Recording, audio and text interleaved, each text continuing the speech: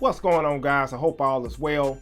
I was thinking about a Bible verse that states that godliness with contentment is great gain. And I love that verse, and it's a very powerful verse. And what I get from it is that we in this world should have a level of contentment. And it doesn't mean, not to progress during life and to try to do bigger and better things. It doesn't mean that. But we still have to be content. Be in a state of just being content with what we have. Even if you decide to, do something better or elevate higher in your life, you still have to have a level of contentment, because when you are content, it brings a sense of peace when you are content. But when you are in a state of being anxious and wanting this and wanting that, or worry about this and worry about that, it gets you in a mind state to where you're unstable and you lack peace. And that's why that scripture states that about being in a level of just being content. When you have this house, or you have you're in this state, or you have this business.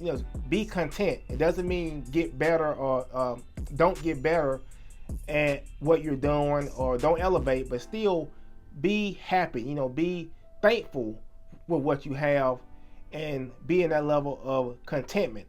And I was thinking about that because I think it relates to that scripture relates to why people struggle with their finances and what hurts people. And it's that level, or it's that thing with keeping up with the Joneses. When you're in a situation to where you're constantly living above your means, and that one thing really hurts people. Say, for example, you get a raise, or your business is doing way better, you're making more money. And a lot of times what people have been trained to do or conditioned to do is, get a bigger house, get a bigger car, buy more of this and buy more of that. And when you do that, when you elevate your level of spending and your level of liabilities with that raise that you got with your business or your job, then you're putting yourself right back where you were, instead of having that gap. Instead of, hey, I'm making more money, I'm making way more money, let me be content with what I have and be able to keep on elevating. And a lot of times people don't have that mindset. We've been conditioned and trained to be able to buy more and spend more. And that's why when you go on, for example, when you're scrolling through social media, it's always ads to make you buy stuff. TV, ads to make you buy stuff. When you go to the mall, it's always ads to make you buy stuff. And that's that conditioning that we have. And that's something that we have to be able to mitigate and cancel out if we want to have that financial peace. And I believe that's what's hurting a lot of people nowadays, because when I see different interviews with people who are having struggles, it's be one of the main things where they're having 2 or 3 car notes, and or having this, that, and that, and with that they're trying to please people. You're doing this to be able to please people, and you're doing this to be able to keep up with the Joneses, and that's what hurts people. So we have to have a level of contentment.